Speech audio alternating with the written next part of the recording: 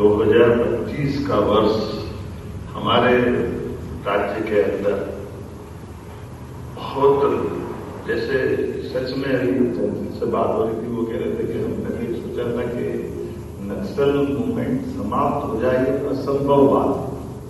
और ये मैं भी उस समय जब मैंने मीटिंग ली तब भी 2024 की शुरुआत से 23 से स्टार्ट हुए, तो यही बताते थे कि साहब ये आप इसकी चिंता मत करो कि हमारे यहाँ है, आप ये मानोगे या नहीं है, क्यों नहीं है, यहाँ कोई 10 साल से घटना नहीं हुई थी, ये मान लोगे नहीं। हमने कहा ये तो मान ले नहीं है, लेकिन ये मेरे पल्ले नहीं पड़ता कि मान कैसे ले। हमने कहा ये ऐसा प्रश्न है जैसे कोई कमरे में व्यक्ति आराम से मखमल वाले गद्दे पे सोया है और कमरे के अंदर नीचे सांप घूम रहा है, काटेगा नहीं साहब, आप सो आराम से, कोई चिंता मत करो। तो सला घूम तो सांप रहा है, कब काट ले पता नहीं, लेकिन नहीं आप आराम से सो, कोई चिंता नहीं। मुझे इस बात की प्रसन्नता, हमारी पुलिस और पुलिस के अधिकारी ने चुनौती को समझा और सांप का फन कुचला और सांप को बाहर किया। ये नक्सल मूवमेंट को समाप्त करने की मेरी अपनी ओर से कोशिश, जो असंभव था उसको संभव कर दिया, और ये हमारे लिए राज्य के गौरव की बात है। कल मैंने प्रधानमंत्री जी को भी बताया तो वो अत्यंत प्रसन्नता के साथ बोले, सच में तुम्हारा राज्य खत्म हो गया। मैंने उपलब्ध जानकारी तो यही है और आपकी जानकारी हमसे ज्यादा अच्छी रहती है, तो मैं आपसे क्या कहूंगा, ये आप इस बात को मान सकते हैं कि उनके तंत्र तो बहुत ज्यादा अच्छे, मैं मान के चलता हूं। वाकई में ये बहुत 2025 का वर्ष, जब से अधिकांश लोग सर्विस में आए उसके पहले से नक्सलवादी मूवमेंट चल रहा था। 88, 87 कब से खड़ा हुआ, पहली बार की घटना 90 में आती और उसके पहले 2-4 साल तैयारी उसकी लगी होगी। और ये वाकई इतना खराब दौर था, कई लोगों ने कीमत चुकाई, कई हमारे पुलिस के अधिकारीगण, छोटे कर्मचारी, आम जनता, राजनीतिक नेता, मंत्री, कितनी कीमत चुकाई, कितने प्रकार से कीमत चुकाई। लेकिन ये बड़ी उपलब्धि है, वह सच में आपको बधाई देता हूं। जब हम आज मीट की बात करेंगे तो मैं प्रारंभ में उस टॉपिक पे वापस आता हूं कि हम यहाँ जब बात कर रहे हैं तो आप 2 दिन के अंदर नए पुराने सारे अधिकारी मिलकर के हमारे परस्पर अनुभव के साझा करते थे, अपने भविष्य की चुनौतियों को भी समझते हुए एक दूसरे के अनुभव से नए ऊर्जा से जुड़ते हुए अपने काम को, दक्षता को हासिल करने की मन में ललक लिए हुए नए मित्र भी मिल रहे हैं। पुराने अपने अनुभव से, अनुभव के आधार पर हमको मालूम है, हनुमान जी को अगर जामवंत नहीं मिलते तो समुद्र की दुनिया का क्या होता। भगवान राम के घटनाक्रम में भी बहुत सारे उदाहरण मिलते पड़े, लेकिन मैं भगवान कृष्ण की ड्यूटी से आपको उस तरह से देखना चाहता हूं कि वाकई में सरकारी ड्यूटी निभाने के लिए अतीत के कोई दृष्टांत में कोई उदाहरण पकड़े तो वो उदाहरण ध्यान में आता है भगवान श्री कृष्ण का। कई बार नादानी में लोग बोल जाते हैं कि भगवान ने अर्जुन को अपने गीता के उपदेश के माध्यम से उसका मन पक्का करके और आखिर के युद्ध में भगवान ने उनके बंधु बांधवों में और इस सब में संघर्ष में पता नहीं क्या उनकी भावना रहती है, लेकिन भगवान के ऊपर वो बात का दोषारोपण करने का कुत्सित प्रयास करते कि उनने एक युद्ध को टाल सकते थे, लेकिन युद्ध करवा करके कई लोगों के उस युद्ध में हताहत हुए।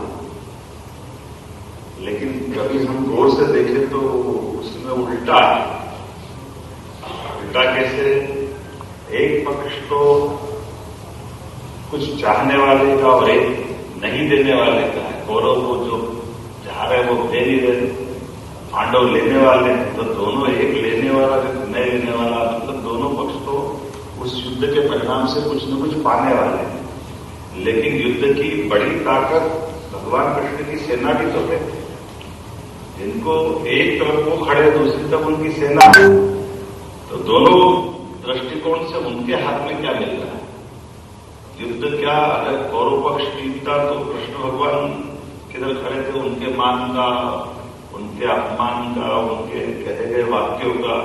और उधर जाओ तो हम कभी पुलिस की दृष्टि से देखते हैं कि सरकारी ड्यूटी में ऐसा कोई अफसर मिले जिसके साथ अजय नेतृत्व करता हो, और वो नेतृत्व करता अपने सारे लोगों को सामने खड़ा करके उस युद्ध में खड़ा करते, जिसको भविष्यवक्ता भी मानते, जो जानते कि इसमें मैंने सबको सामने खड़ा किया है, लेकिन ये एक नहीं बचने वाले।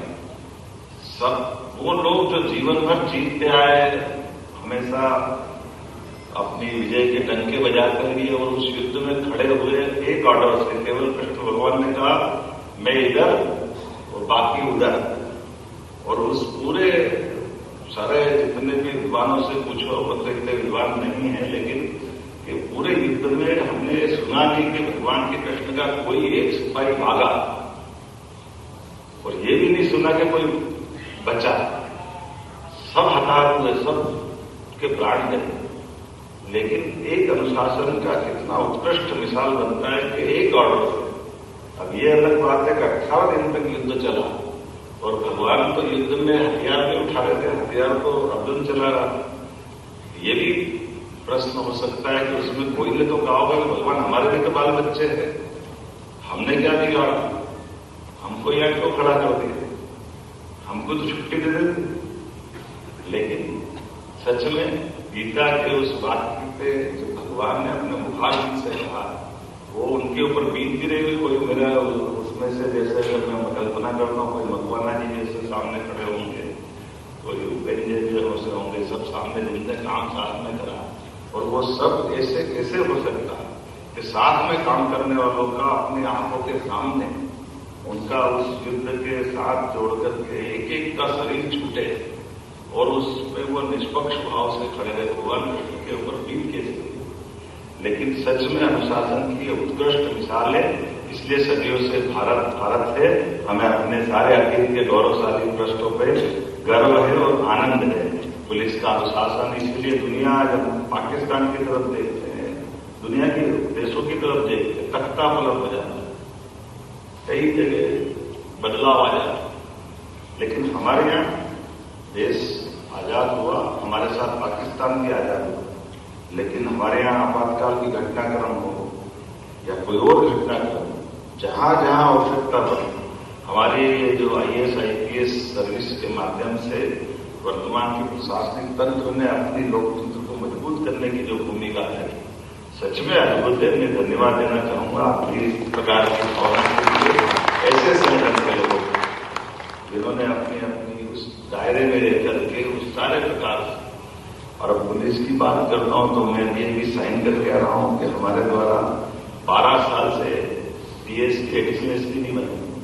मुझे प्रसन्नता अभी आज के बाद को जल्दी समाचार आएगा कि हमने प्रमोशन का वो रास्ता भी खोला है। 7,500 भर्ती हर साल हम करने वाले हैं। 22,500 पदों की भर्तियां हो जाएगी। आपने ड्राइवर में कहा, ड्राइवर की क्या बात है, भेजवा देना, वो भी कर देंगे, कोई मना थोड़ी दी है। आप ड्राइवर में क्या करेगा। इसी प्रकार से अच्छे कामों को करने में क्या दिक्कत है। मैं आज अपने बीच में से बदलते दौर में जिस प्रकार की चुनौतियां, चाहे साइबर अपराध की हो, महिला सुरक्षा की हो, तकनीकी नवाचार की हो, जन जागरूकता के आधार पर हमारी अपनी अपराधियों के खिलाफ जो सफल मुहिम है, इन सारी बातों से हम दक्षता के साथ निपट रहे हैं। नए कानून लगाने के लिए भी मध्य प्रदेश पुलिस देश के सामने आदर्श रूप से चल रही है। मैं इस नाते से भी आप सबको बधाई देता हूं, आपका अभिनंदन करता हूं। आपकी सतर्कता और त्वरित कार्रवाई से राष्ट्र विरोधी ताकतें, चाहे जमात, मुजाहिदीन बांग्लादेश हो, ये क्या बोलते हैं, PFI है ना, पॉपुलर फ्रंट ऑफ इंडिया, और नाम भी जाने क्या है, इनके नाम लेना ही, लेकिन हम उम्मीद करते हैं कि ये जहां से खड़े होंगे दफन करते हैं। हमारी पुलिस की दक्षता से मेरी अपेक्षा भी है और आप उसमें सफल भी रहोगे, ये मैं पहले से आश्वासन व्यक्त करता हूं। 2026 हमारे लिए कई प्रकार की संभावनाओं के साथ आपके लिए अच्छे प्रकार से दक्षता के आधार पर काम करने के लिए प्रेरणा देना वर्ष बनेगा। इस भाव से जब मैं माननीय प्रधानमंत्री की तरफ देखता हूं तो उन्होंने आज के लिए कितनी अच्छी बात कही कि ये तथाकथित वास्तव में तो गुंडे जो आतंकवादी पर चोला पहनते हैं, कितने प्रकार से कोई क्या क्या रास्ता निकाल के आता है। और संगठित अपराध के लिए भी हमारे राज्य में कोई जगह नहीं, जो आपने नशे की बात कही है, हमारे यहाँ केंद्रीय एजेंसी आए उसके पहले हमारे राज्य की पुलिस दबोच ले, किसी को मौका नहीं मिलना चाहिए और पुलिस की दृष्टि से आप अच्छे से अच्छे ढंग से काम करते जाएं। मेरी अपनी ओर से शुभकामना है। बहुत बहुत धन्यवाद।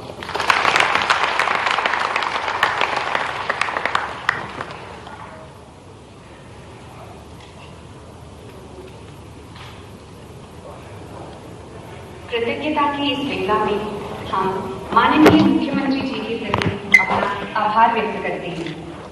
मैं पुलिस महानिदेशक श्री कैलाश मकवाना जी से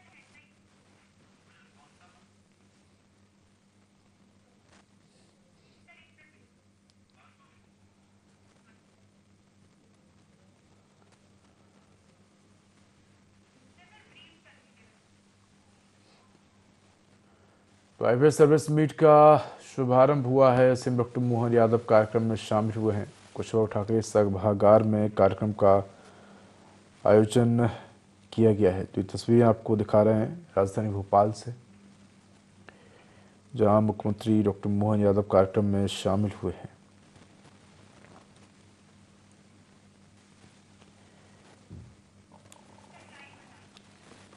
तो कुशवाहा ठाकरे सभागार में कार्यक्रम हुआ है। आईपीएस सर्विस मीट का शुभारंभ हुआ है।